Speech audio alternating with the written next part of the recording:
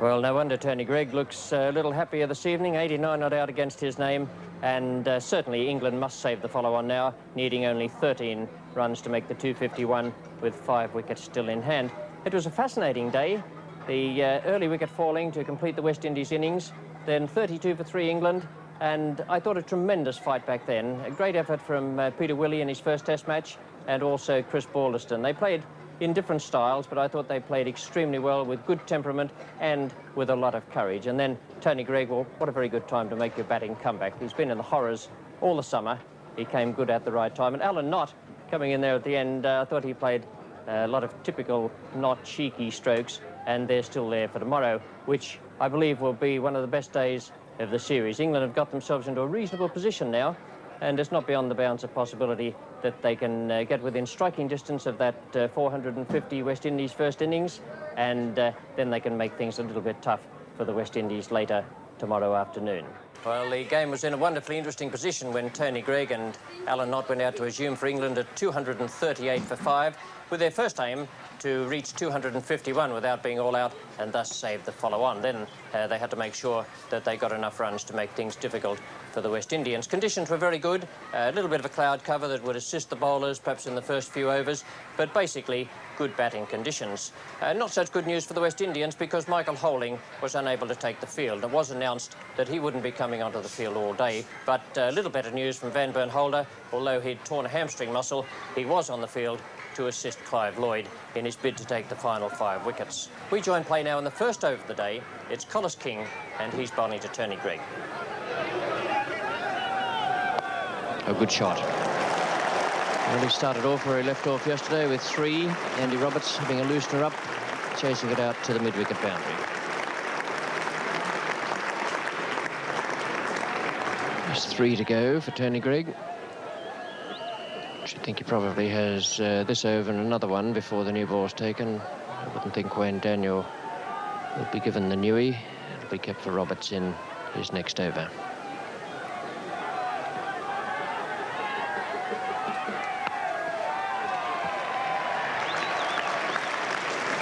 And the follow-on is saved. 251 for 5.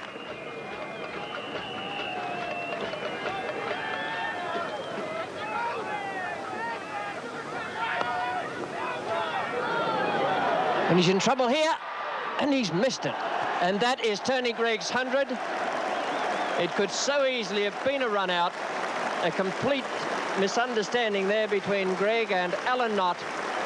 Tony Greig goes to his century. What a way to get it.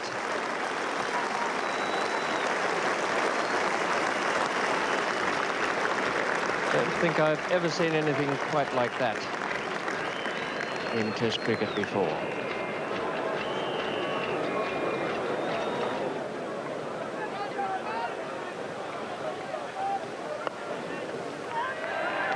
And they're in trouble again. Good heavens. There's some appalling running between the wickets going on out there. You'd think they'd never run together in their lives before. Hold it or not. First runs off the new ball. 2 in this for Alan Knott. Andy Roberts does the chasing.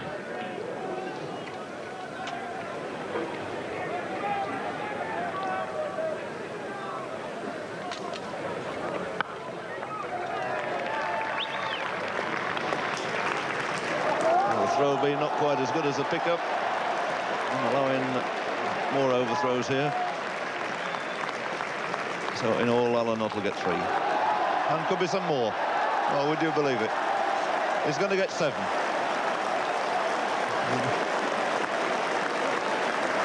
don't think I can recall that happening in a Test match before.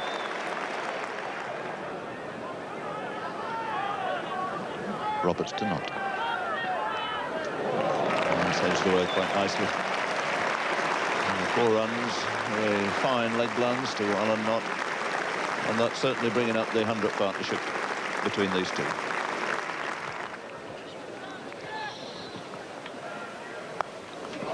That's a good shot, going through mid-wicket for 4.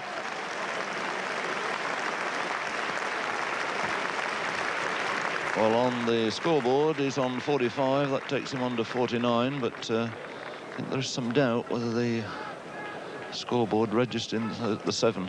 We rather feel it might have been 6. So, according to our score sheet in here, that took Alan Knott to his 50.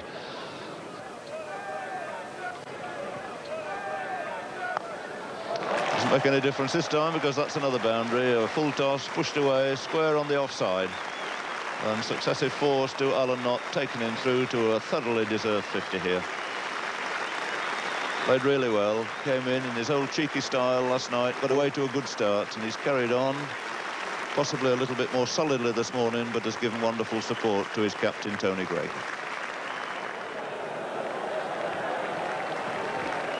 Chance to see that little boy, probably came on and gave him a sweet. Get the big tell-off from the policeman there. I don't think they'll take any further action there. Spectators settle now and Holder to start another over.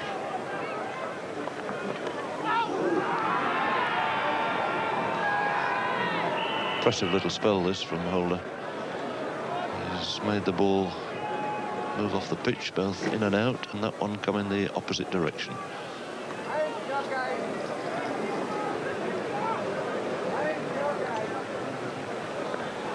On again, the beauty. What a fine over. Sure to get a big hand from this crowd for that. Most impressive over that we've seen in this innings today.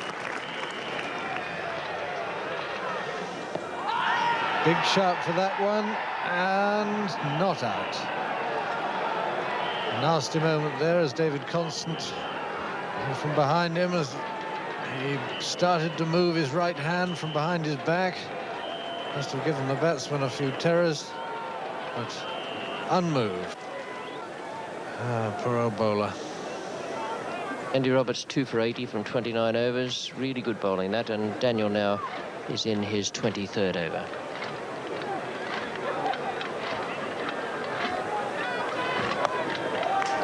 Runs.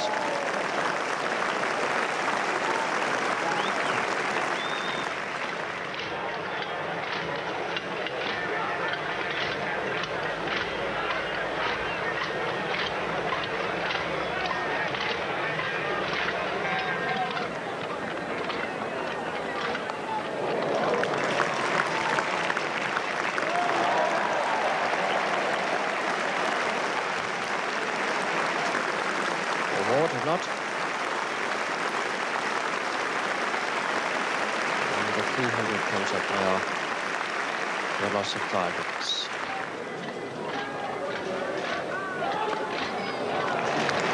The beat Andy Roberts.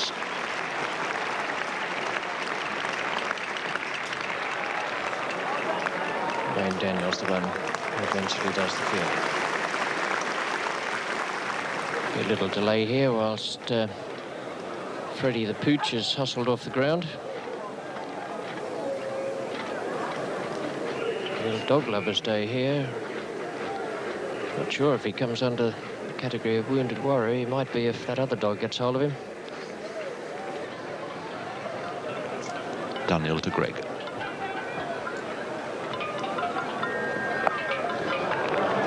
Brilliant stop. The reaction's quite remarkable there of Clive Lloyd. Grabbed that when it had gone past him, saved another certain boundary.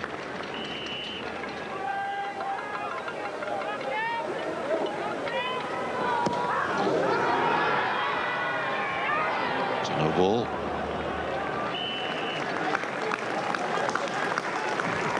So all kinds of curious things have happened today. That no ball bringing up the 150 stand between these two, which has taken just 200 minutes.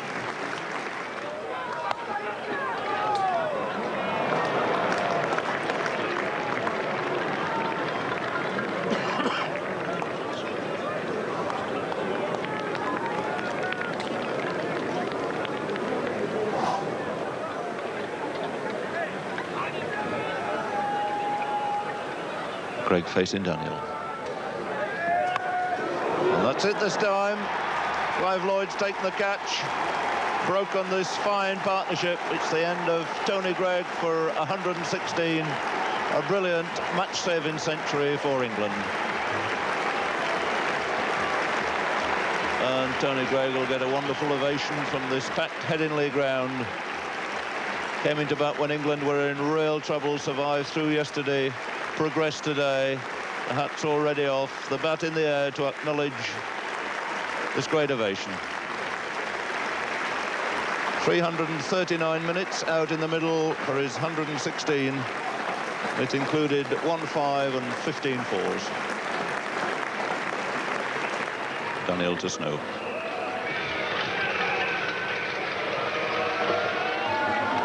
And is bowled him, but off a no ball.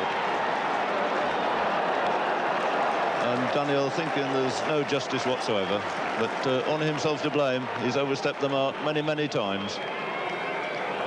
But it was a good Yorker getting through.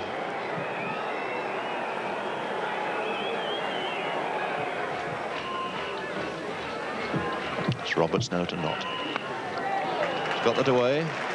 Chased by Julian, but it'll hit those practice wickets in front of the pavilion, and it fairly races away once that happens. Falls to Alan Knott, moving on now to 80.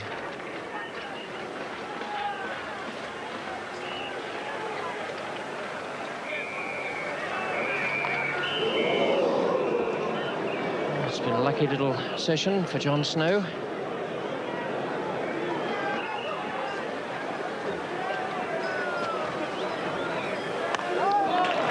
Safe, and he's got away, although it was in the air, through extra cover.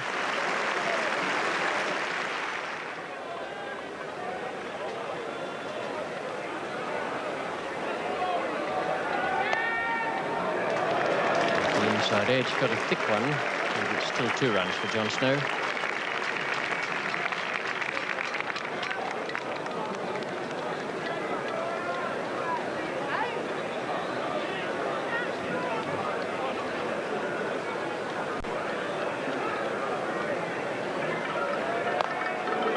That's 4. Attempted Yorker again, but once more from Daniel, a little bit too full in length. Bowler at the far end is Collis King. It's a nice shot. Beautiful square cover drive by John Snow. And let it go through for 4. So John Snow's resisted very stoutly now for the best part of an hour, moves on to 16. So Van Benholder, a new over. And England have been made to fight very hard for the runs. There's been no easy pickings from any of these West Indian seam bowlers. Short of a length, roundabout off stump the whole time.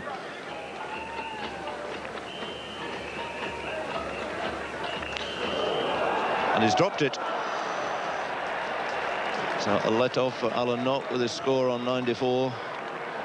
Holder, the unlucky bowler, making that lift quite appreciably. Catching the shoulder, I think, of Alan Knott's bat. Clive Lloyd moving across to his left. And one could say that 9 times out of 10 he would have clung hold of that.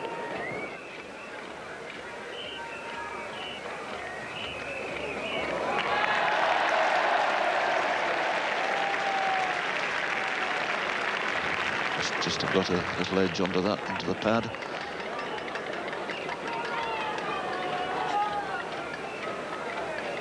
And Holder's ready to start a new over.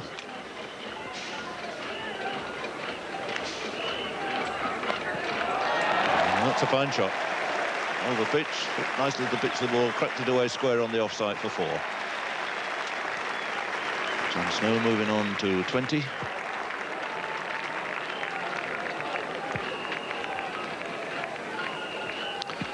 And the total 364. Might bring a memory back to some people in Yorkshire, the score that Leonard Hutton made at the Oval against Australia in 1938.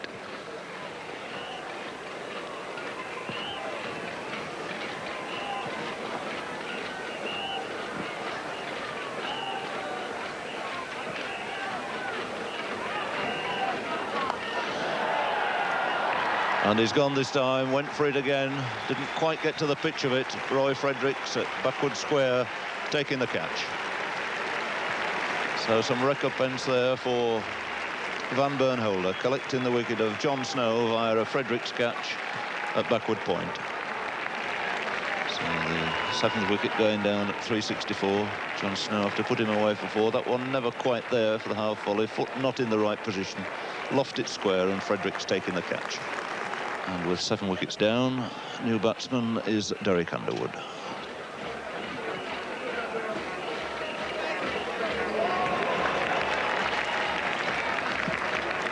Van Ben Holder the fielder, and Derek Underwood away with a single. So again, Alan Knott on 96.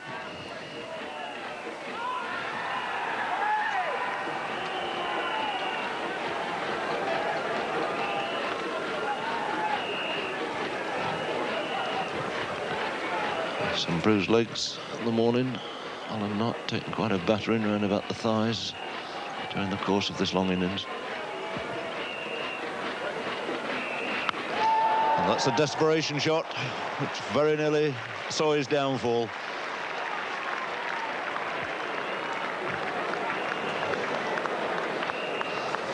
More like the sort of shot you see on Sunday afternoon coming in a test match with his score on 96. Look at that. Still he got one for it, moves on to 97.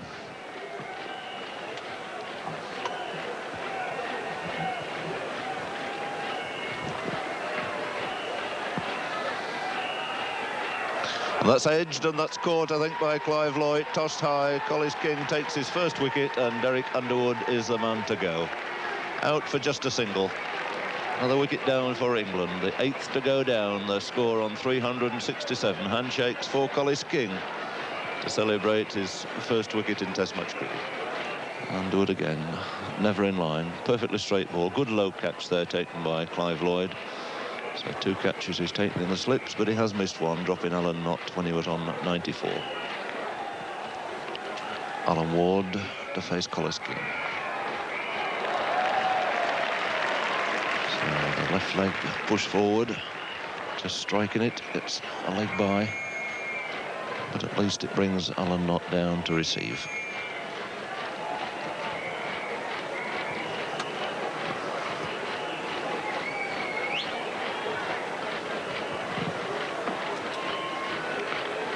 Again, Fredericks going back at square point, extra cover in. That's turned away nicely. That's it. Clipped away, found a beautiful gap there between deep long leg and square leg. Alan Knott goes through to a richly deserved century. He's delighted, so are the crowd, relief all round. Tony Greig, his captain, out on the balcony to applaud him. And Alan Knott going on to 101 out of 372 for 8. 292 minutes he's been out there, helped Tony Greig in this magnificent England recovery. And one can record that he's included 1 7 and 12 fours in that 100.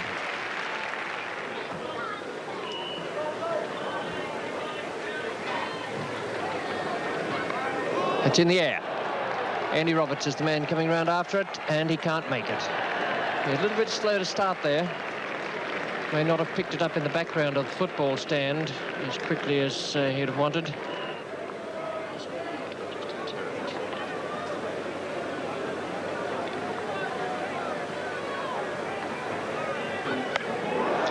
There's another one, similar type of stroke.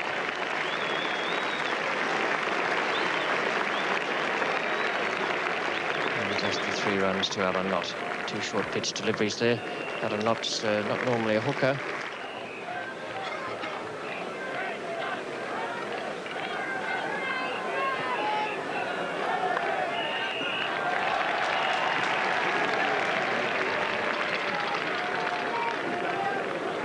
Been a bit unlucky, Lloyd, in the field. Dropped a catch and has both hands bandaged. Now he has the little finger of the left hand bandaged, but the main injury is on the right hand there.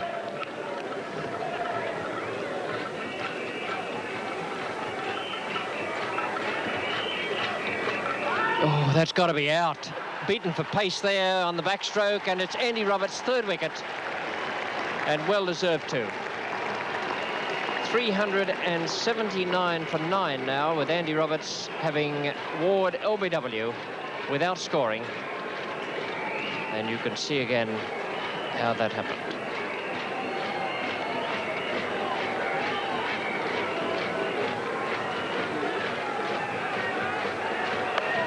It's a good shot.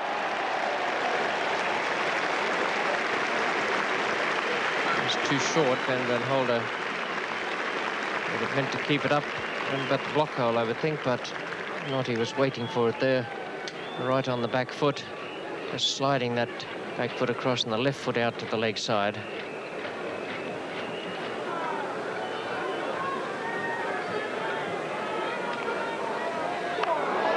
Well, that's a better shot still. He really was waiting for that. The bouncer that comes after being hit for 4, there was no doubt in Knott's mind that he was going to get it. He dealt with it very severely. He's outside leg stump waiting. Well, I think Holder must have signalled that some 2 or 3 yards from the bowling crease.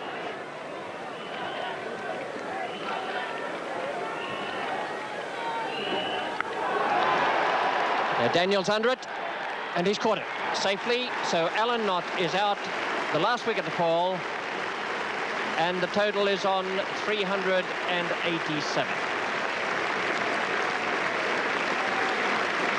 116 to Alan Knott. It equals his highest score ever in Test cricket. He made 116 against Pakistan at Edgbaston in 1971, and what a great comeback this is. With his skipper Tony Greig, he'd been having a pretty moderate series, and a great performance in this innings to lead England's fight back. Well, that's a fascinating scoreboard. Failure up the top and then little fight back in the middle, and then Tony Greig and Alan Knott each 116. Tony Greig's 7th Test century, his first against the West Indies, and boy, what a timely effort it was. Alan Knott equalled his best Test score, that against Pakistan a few years ago, and John Snow came in with a very, very good partnership there. That was very handy to England hopes when he batted for so long with Alan Knott. 387 then, and a deficit of 63 as far as England were concerned, but that's much better than they could have expected yesterday, when at one stage they were 32 for 3. They really were in trouble then. A marvellous fight back. Nice to see Tony Greig amongst the runs, and also Alan Knott. They weren't quite as certain today in their batting, but it was a tremendously gutsy performance, and one that they and English spectators and patriots will remember for a long time. Well, Tony Greig, having got to 387 and kept the deficit down to 63, must have been desperate for wickets in the evening, just 80 minutes to play, and it was a matter of whether they could snap up just 1 or 2 West Indian wickets on a pitch that certainly would have been freshened a little bit by those showers. We join Bob Willis now. He's bowling the first over of the West Indian innings.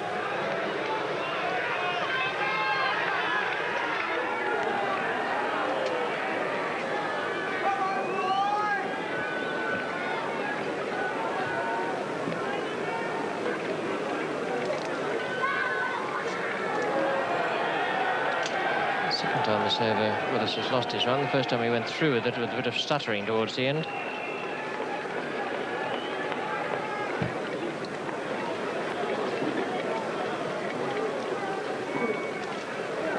He's lost it again. So he's not too pleased, Bob Willis. John Snow to bowl the second over to Gordon Greenidge, and he's done the same thing.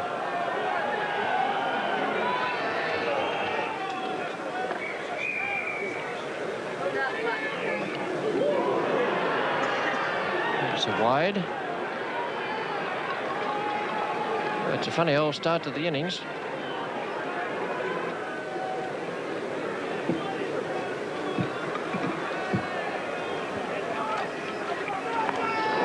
It's in the air.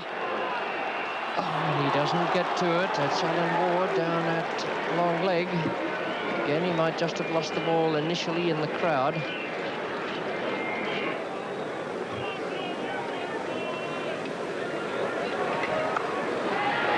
Off the cue end of the bat.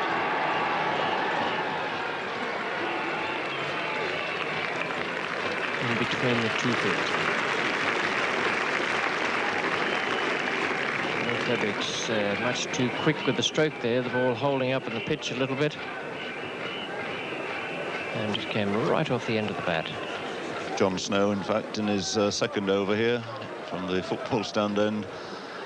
And the West Indies score is on 6. Single there, somewhat streaky one to Gordon Greenidge. He'll collect 2 runs from it. So an over from John Snow now, Fredericks facing. And no third man. So first 4 to Roy Fredericks. Thickish outside edge, but all the way along the carpet.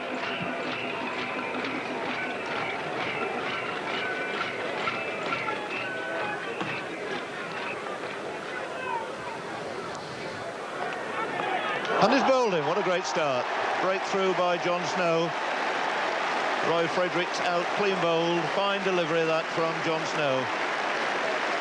And exactly what England needed. Great fight back with the batsman. And now John Snow coming into the act, breaking this opening stand with a score on 13. Roy Fredericks, clean bowled by John Snow for 6.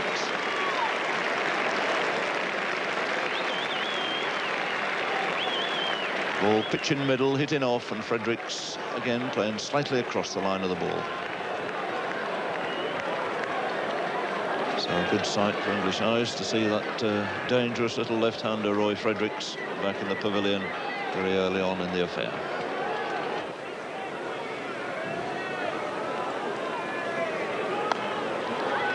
That's a confident way, get off the mark. Beautiful piece of footwork there by Richards, in position quickly. Peter Willey chasing it, but he's away with 3. And those 3 runs, in fact, giving him goes down in the record books as a world record. He's now scored more runs in this calendar year than have ever been scored previously in the whole history of Test match cricket. Bobby Simpson's 1,381 runs in 1964. That record has just been broken. Richards has played only 10 Test matches, whilst Bobby Simpson played 14. And it's put away square, a shortish one, following the over-pitch one. It's Greenidge's turn this time. And Frank Hayes, as nimble as ever, cutting off the boundary, and Greenidge credited with 2 more.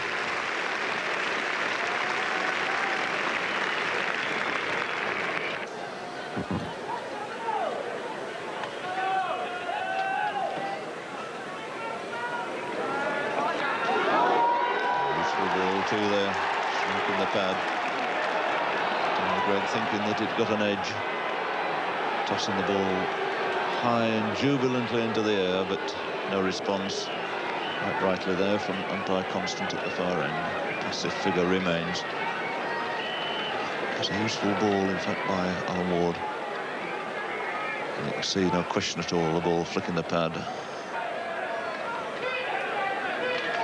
And that's a good ball. Really hostile delivery there from Alan Ward.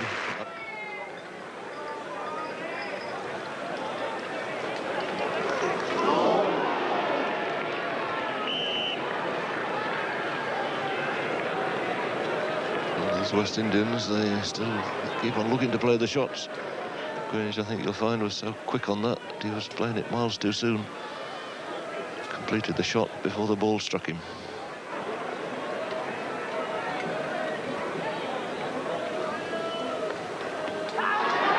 And that's LBW.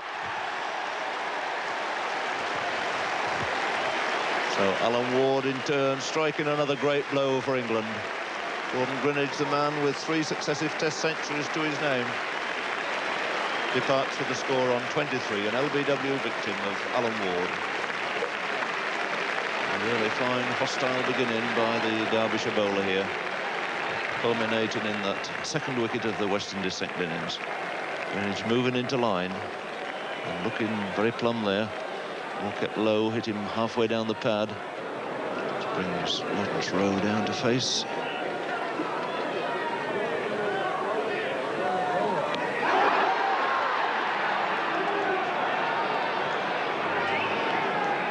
Never known as many LBW shouts as we've heard today. Only been one of them answered in this innings.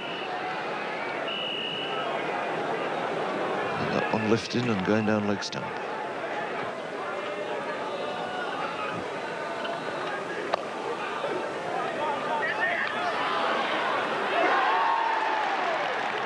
It's a good piece of fielding from Derek Underwood. Well, Vivian Richards and Lawrence Rowe managed to stay together to the close of play. Some pretty good-looking strokes in that 32 not out from Viv Richards. Lawrence Rowe wasn't quite so certain. He's made only 4 in around 40 minutes, and the edge of the bat was found a few times. But that 56 for 2 added on to the West Indies lead of 63 gives them an overall lead of 119, still with 8 wickets in hand. A pretty good position to be in, and one that Clive Lloyd must be quite happy about. But what about the England fight back? Remember that Old Trafford Test match where all was despair and they were beaten by the West Indies by 425 runs? And then in the first innings of this Headingley match, West Indies made 450 and suddenly England had crashed to 32 for 3 and then, even worse, 80 for 4. But what a great fight back, a tremendously gutsy performance, one full of courage from the batsmen, bowlers and fieldsmen, and most impressive to watch. If anyone ever tries to tell you that cricket isn't a funny game, then believe me, you can assure him that his argument is completely fallacious. We've had 3 marvellous days here at Headingley, and I'm looking forward to another one next Monday. Well, everything